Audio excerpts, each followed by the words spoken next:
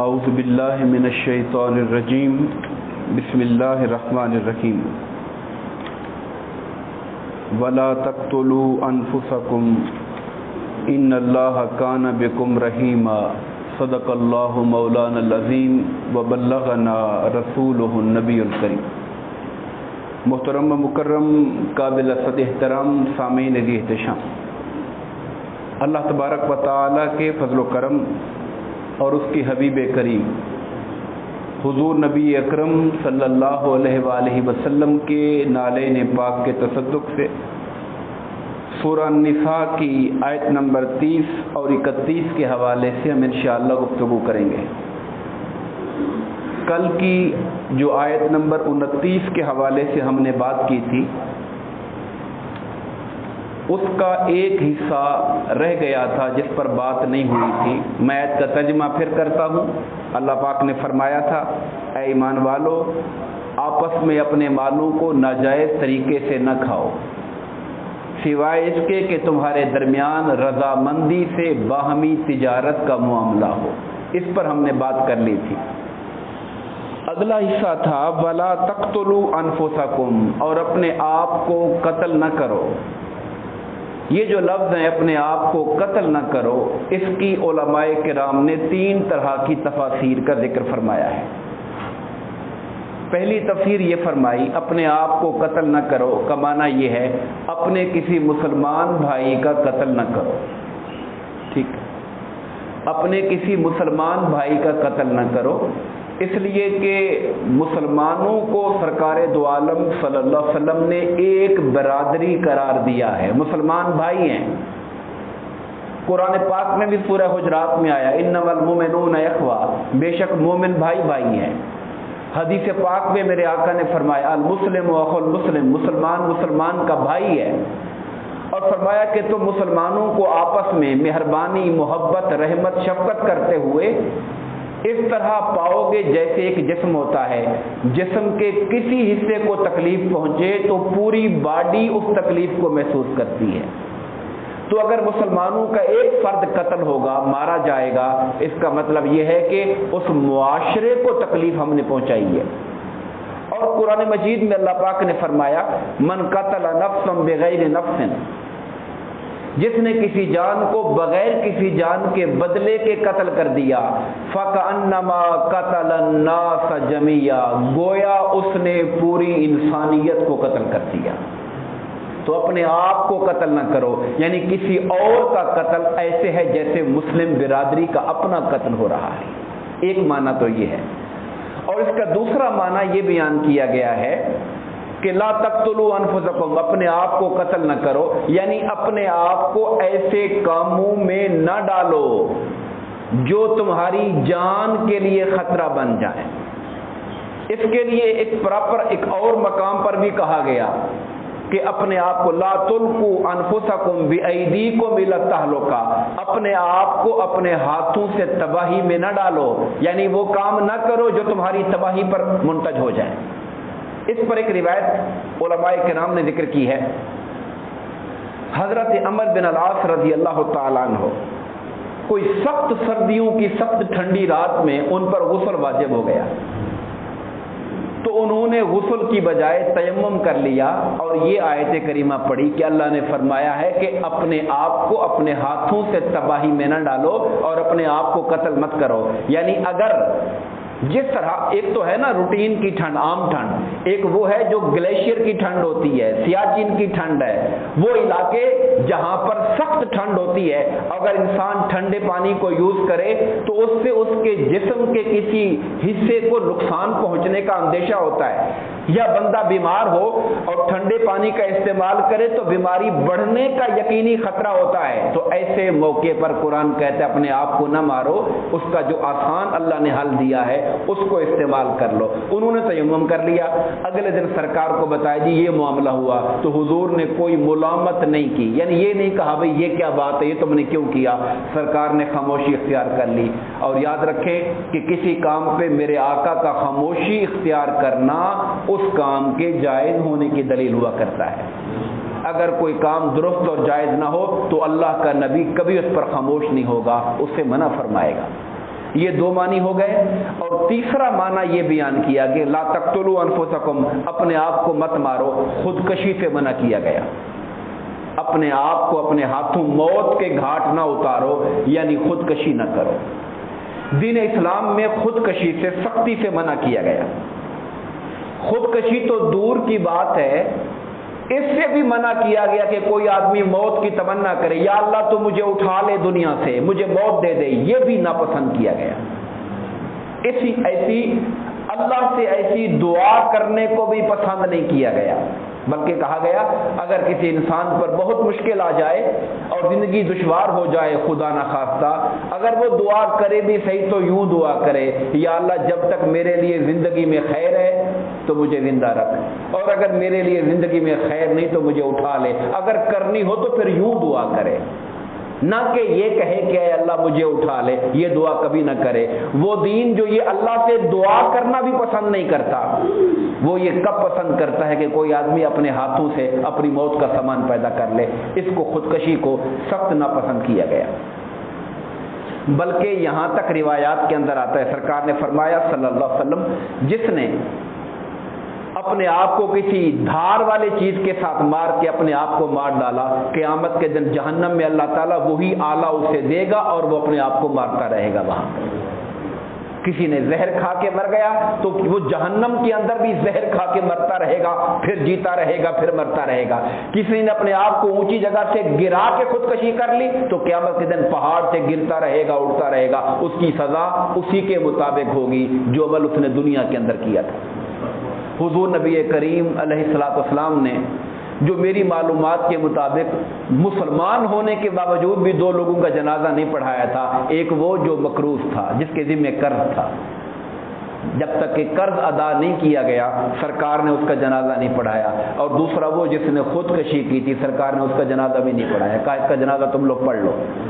یہ نہیں ہے کہ اس کا جنازہ ہم آج نہیں پڑھیں گے، نہیں، بلکہ بعض علماء نے یہاں تک لکھا کہ کسی اور کی جان لینے سے بھی زیادہ بڑا گناہ ہے اپنی جان لینا، خودکشی کرنا، اس سے بھی بڑا گناہ ہے یہ. یعنی قتل ناحق سے بھی بڑا گناہ ہے اپنی جان لینا. اور یاد رکھیے، اپنی جان کون لے گا؟ جو اللہ کی رحمت سے مایوس ہوگا، جسے ذرا بھی خدا سے امید ہوگی وہ کبھی اپنی زندگی سے نا امید نہیں ہوگا. اور اللہ کی رحمت سے نا امید صرف کافر ہوا کرتے ہیں، مسلمان کبھی خدا کی رحمت سے نا امید نہیں ہوتا. ان اللہ کان بکم رحیما، بے شک اللہ تعالیٰ تمہارے ساتھ بہت مہربان ہے. اب اگلی آیت کریمہ میں آتے ہیں، وَمَن يَفْعَلْ ذَلِكَ عُدْوَانًا وَظُلْمًا فَسَوْفَ نُصْلِيهِ نَارًا، جو ایسے کام سرکشی، زیادتی کرتے ہوئے، ظلم کرتے ہوئے کرے گا. یعنی ایک گناہ ہے، گناہ کے کرنے کے دو طریقے ہو سکتے ہیں. ایک بندہ وہ ہے جو بھول کر بیٹھا، جو انجانے میں کر بیٹھا، جو کام کو برا سمجھتا ہے مگر کوئی مجبوری تھی اس میں کر بیٹھا، اس کا معاملہ وہ بھی گناہ ہے مگر اس کا معاملہ اور طرح ہے. ایک وہ ہے جو سرکشی کرتے ہوئے گناہ کرتا ہے، اکڑ کے گناہ کرتا ہے، تکبر میں گناہ کرتا ہے. قرآن نے یہاں لفظ بولا، وہ شخص جو ایسے کام کرے گا سرکشی اور زیادتی اور ظلم کرتے ہوئے، فسوف نصلیہ نارا، ہم اسے جہنم کی آگ میں پھینک دیں گے. اب جو انجانے میں کرے گا، جب اسے جان ہوگی تو اللہ سے توبہ کر لے گا. لیکن جو بندہ کر ہی اکڑ میں رہا ہے تو اسے توبہ کی توفیق کہاں سے ملے گی؟ جو سرکش بن کے ظلم کر رہا ہے اسے توبہ کی توفیق کہاں سے ملے گی؟ وَكَانَ ذَلِكَ عَلَى اللَّهِ يَسِيرًا، اور اللہ کے لیے بہت آسان ہے کہ کسی مجرم کو اٹھا کے جہنم کی آگ میں ڈال دے. خدا کے لیے کوئی مشکل نہیں ہے. یہ ہمارا معاشرہ ہے جہاں مجرم اتنا بااثر ہوتا ہے کہ قانون اسے سزا نہیں دے پاتا. یہ دنیا کا نظام ہے. یہاں پر کمزور آدمی کو رگڑا جاتا ہے اور جو طاقتور، صاحب اختیار، صاحب اقتدار، مال و دولت والا ہو، قانون اس کے ہاتھ کی لونڈی بن جاتا ہے اور قانون کا شکنجہ اس کی گردن تک نہیں پہنچتا. قانون کا وہ مذاق اڑاتا ہے. مگر خدا فرماتا ہے میں جہنم کی آگ میں ڈال دوں گا. وَكَانَ ذَلِكَ عَلَى اللَّهِ يَسِيرًا، اللہ کے لیے بہت آسان ہے. یہ کوئی بڑے سے بڑا طاقتور دنیا کا بادشاہ سرداری کیوں نہ ہو، میرے اللہ کے سامنے اس کی حیثیت تو کسی چونٹی جتنی بھی نہیں ہے کہ جو پاؤں کے اندر مت لی جاتی ہے. اس کے بعد آیت نمبر 31 میں فرمایا، ان تجتنبوا کبائر ما تنہون عنہ نکفر عنکم سیئاتکم، اے لوگوں جن بڑے بڑے گناہوں سے تمہیں منع کیا گیا ہے اگر تم ان سے باز آ جاؤ۔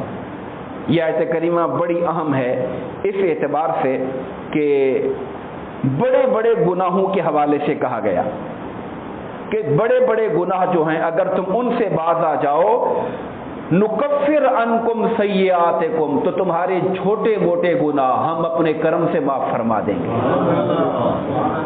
اگر تم بڑے گناہوں سے، کبیرہ گناہوں سے باز آ جاؤ تو تمہارے جو چھوٹے گناہ ہیں انہیں ہم معاف فرما دیں گے۔ وَنُدْخِلْكُمْ مُدْخَلًا كَرِيمًا، اور ہم تمہیں جو عزت کا مقام ہے یعنی جنت کا ٹھکانہ عطا فرما دیں گے۔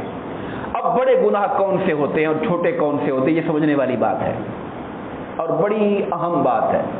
جو صوفیاء ہیں، جو عرفاء ہیں، جو اولیاء ہیں، وہ چھوٹے بڑے کی تقسیم نہیں کرتے۔ وہ کہتے ہیں اس بات کو چھوڑ دو، گناہ چھوٹا کون سا ہے بڑا کون سا ہے، یہ دیکھو نافرمانی کس کی کر رہے ہو، اس بات پہ توجہ کرو۔ یہ نہ دیکھو کہ یہ چھوٹا گناہ ہے، یہ نہ دیکھو کہ یہ بڑا گناہ ہے، سوال یہ ہے کہ نافرمانی کس کی ہو رہی ہے۔ اگر بھلے چھوٹا گناہ بھی ہے تب بھی تو نافرمانی اللہ کی ہو رہی ہے، تو کسی نافرمانی کو چھوٹا سمجھنا یہ منافقت کی اور ایمان کی کمزوری کی نشانی ہوتی ہے۔ ایک حدیث پاک کا مفہوم ہے، منافق گناہ کو ایسے سمجھتا ہے جیسے ناک پر مکھی بیٹھی ہے، یوں کر کے اڑا دے گا، اس کے لیے گناہ ایسے معمولی ہوتا ہے، اور مومن گناہ کو ایسے سمجھتا ہے جیسے پہاڑ سر کے اوپر آ گیا ہے۔ تو مومن کسی گناہ کو معمولی نہیں سمجھتا۔ مگر بہرحال چونکہ کبیرہ اور صغیرہ گناہوں کی تقسیم کی گئی ہے تو کیسے پتا چلے گا کہ فلاں گناہ کبیرہ ہے یا صغیرہ ہے؟ وہ لوگ جو قرآن و حدیث کو پڑھتے ہیں وہ یہ جانتے ہیں کہ کبیرہ گناہ اس وقت کبیرہ کہلاتا ہے جب اللہ تعالیٰ کے بیان میں اس کے اوپر اللہ کی ناراضگی کا اظہار ہو۔ اللہ فرمائے جو ایسا کرے گا میرا غضب ہوگا اس پر، اللہ کی طرف سے لعنت کا اظہار ہو۔ خدا فرمائے جو ایسا کرے گا، جیسے لعنت اللہ علی الکاذبین، جھوٹ بولنے والوں پر خدا کی لعنت ہوتی ہے۔ اب جھوٹ چھوٹا گناہ نہیں ہو سکتا، ورنہ اللہ کی لعنت کیوں ہوتی؟ یعنی گناہ کبیرہ کا پتہ کیسے چلتا ہے کہ قرآن میں اللہ تعالیٰ اس پر اپنے غضب کا اعلان کر دے کہ میرا غضب ہے اس پر، میں ناراض ہوں اس پر، اللہ تعالیٰ اپنی لعنت کا اظہار کر دے، اس پر آخرت کی سزا کا اعلان کر دے، یا دنیا کے اندر اس پہ حد نافذ ہو جائے، جیسے چوری پہ حد ہے ہاتھ کاٹ دو، ظاہر ہے بڑا گناہ ہے تو ہاتھ کاٹا گیا۔ جیسے جو ڈاکہ ہے جو لوگوں کو بزور طاقت اسلحے کے زور پہ لوٹتا ہے اور اگر وہ باز نہ آئے تو کہا گیا کہ اس کے مخالف سمت کے ہاتھ اور پاؤں کاٹ دو۔ یہاں تک کہ جو بہت زیادہ ظلم کرنے والا ہے اس کے تو چاروں ہاتھ پاؤں کاٹ کر اسے مرنے تک کی سزا دی گئی ہے۔ یہ سارے کے سارے جرائم کبیرہ گناہوں کے اندر شامل ہوتے ہیں جن پر دنیا میں حد کی سزا آ جائے، یہ اللہ فرمائے آخرت میں جہنم میں ڈال دوں گا۔ جہاں ایسے الفاظ قرآن و حدیث میں آ جائیں انہیں کبیرہ گناہ کہا جاتا ہے۔ بعض علماء کرام نے، اور خاص طور پہ علامہ نووی کا ذکر کروں گا، انہوں نے لسٹ ایک بنائی ہے کبیرہ گناہوں کی۔ ظاہر ہے کہ سارے کے سارے اس میں جمع تو نہیں ہو سکتے، ایک یوں سمجھیے کہ جو مین نمایاں ہیں ان کو اکٹھا کر دیا۔ میں وہ آپ کو پڑھ کے سنائے دیتا ہوں۔ انہوں نے ذکر کیا کہ کبیرہ گناہ کون سے؟ قتل ہے، بدکاری اور زنا ہے، لواطت ہے، شراب نوشی ہے، چوری ہے، قذف کسی پہ جھوٹی تہمت لگانا، بدکاری کی تہمت لگانا کسی پر کہ فلانا ایسا ہے، کسی عورت پہ لگانا یا کسی پاک دامن مرد پہ لگانا، کبیرہ گناہ ہے۔ اس پر 80 کوڑوں کی سزا ہے دنیا کے اندر، شاید لوگوں کو معلوم نہیں ہے اور ہم بے سوچے سمجھے لوگوں پر الزام لگاتے ہیں۔ تھوڑا سا شک پڑ جائے تو اس شک پر ہم اس پر بدکاری اور زنا کا الزام لگا دیتے ہیں۔ یاد رکھیے اگر وہ مجرم نہ ہو یا کوئی خاتون مجرمہ نہ ہو تو یہ حد قذف ہے اور اس پر 80 کوڑوں کی سزا ہے اللہ کی طرف سے، جو ایسی بات منہ سے نکالتا ہے کسی کے بارے میں۔ اسی طرح جھوٹی گواہی دینا کبیرہ گناہ ہے، سود کھانا کبیرہ گناہ ہے جو کہ اللہ نے اعلان جنگ کیا اس کے اوپر، یتیم کا مال کھانا، اپنے ماں باپ کی نافرمانی کرنا کبیرہ گناہ ہے، اور ان کبیرہ گناہوں میں سے ہے جن کی سزا اللہ تعالیٰ دنیا کے اندر دینا شروع کر دیتا ہے۔ اس کے علاوہ آقا کریم علیہ السلام کے بارے میں سرکار کی نسبت عمدن جھوٹ بولنا، حضور نے بات کہی نہ ہو اور بندہ کہے یہ حضور نے فرمائی یہ بات، یہ بھی بڑی نازک سی بات ہے۔ ہمارے ہاں عام لوگ یہ سوشل میڈیا، فیس بک کی قسم کے اور اس پہ کام کرنے والے، حضور نے فرمایا، حدیث میں آیا ہے، حالانکہ انہیں پتہ نہیں ہوتا کہ یہ بات حدیث میں ہے یا نہیں، آقا کا فرمان ہے یا نہیں۔ تو جو میرے سرکار کا فرمان ہے، جس نے میری طرف جان بوجھ کر جھوٹ کی نسبت کی وہ اپنا ٹھکانہ جہنم کی آگ کے اندر بنا لے۔ دین پہنچانا بڑا اچھا کام ہے، مگر دین کو ذمہ داری سے پہنچانا چاہیے۔ آقا کریم کی بات پہنچانا بڑے فضل کی بات ہے، یہ بھی حدیث پاک ہے۔ سرکار میں اللہ تعالیٰ اس کو سرسبز و شاداب رکھے، جس نے میری بات کو سنا، محفوظ کیا، دوسروں تک پہنچا دیا، اللہ اسے بستا رکھے، ہنستا مسکراتا رکھے، اللہ اس کو شاداب و آباد رکھے۔ اس پر خوشخبری بھی ہے، مگر ساتھ ہی کہا جو جان بوجھ کر جھوٹ منسوب کرے میری طرف، اپنا ٹھکانہ جہنم کی آگ میں بنا لے، وہ تو کبیرہ گناہ ہے یہ۔ اسی طرح بغیر کسی وجہ کے گواہی کو چھپانا کبیرہ گناہ ہے۔ رمضان میں بلا وجہ روزہ نہ رکھنا، ظاہر رمضان کا روزہ فرض ہے، اب یہ بھی سمجھ لیجئے کہ وہ چیزیں اللہ نے فرض کی ان کو نہ کرنا کبیرہ گناہ ہے، اور وہ جو کام اللہ نے حرام کیے ان کو کرنا کبیرہ گناہ ہے۔ یہ بھی کبیرہ گناہوں کی ایک ڈیفینیشن ہے، تعریف ہے۔ جھوٹی قسم کھانا کبیرہ گناہ ہے۔ نماز کو وقت پہ نہ پڑھنا، وقت سے پہلے پڑھ، ٹائم شروع نہیں ہوا اور آپ نے پہلے پڑھ لی، جلد بازی کر لی، نماز کے ساتھ لاپرواہی کی، اس کو علماء نے کبیرہ گناہوں میں لکھا ہے۔ کسی عذر کے بغیر نماز چھوڑ دینا، جیسے رمضان کا روزہ چھوڑ دینا بغیر وجہ کے گناہ کبیرہ ہے، ایسے بغیر عذر کے نماز کو چھوڑ دینا یہ بھی گناہ کبیرہ ہے۔ مسلمان کو ناحق مارنا، صحابہ کرام کے بارے میں معاذ اللہ بد زبانی کرنا، ان کو برا بھلا کہنا، حضور کے اصحاب کو، گناہ کبیرہ ہے۔ رشوت لینا گناہ کبیرہ ہے۔ دیوسی کرنا، دیوس اس کو کہتے ہیں جو فاحشہ عورتوں کے لیے گاہک لے کے جاتا ہے، اسے دیوس کہتے ہیں، گناہ کبیرہ ہے۔ حاکم کے پاس کسی کی چغلی کھانا تاکہ ناحق اس کو سزا دلوائے، گناہ کبیرہ ہے۔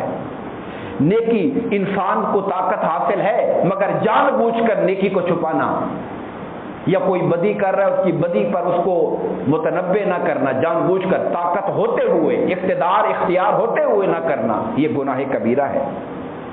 اسی طرح علماء کرام نے قرآن مجید کو معاذ اللہ، قرآن مجید کی قصداً جان بوجھ کر توہین کرنا، قرآن مجید کی، اور کسی عورت کا بغیر کسی وجہ کے اپنے خاوند کے پاس نہ جانا، اس کا حکم نہ ماننا بغیر کسی وجہ کے، کوئی شرعی وجہ نہیں ہے، اس پر بھی حدیث پاک کے اندر آتا ہے کہ جب کسی خاتون کو شوہر بلائے اور وہ اس کے پاس نہ جائے اور شوہر ناراض ہو کر رات بھر سویا رہے تو اللہ کے فرشتے اس پہ لعنت بھیجتے رہتے ہیں، اس لیے گناہ کبیرہ ہے یہ۔ اس کے علاوہ اللہ تعالیٰ کے عذاب سے بے خوف ہو جانا، یعنی انسان کے دل میں ڈر ہی نہ ہو خدا کے عذاب کا، خدا کا خوف ہی نہ رہے انسان کے دل میں۔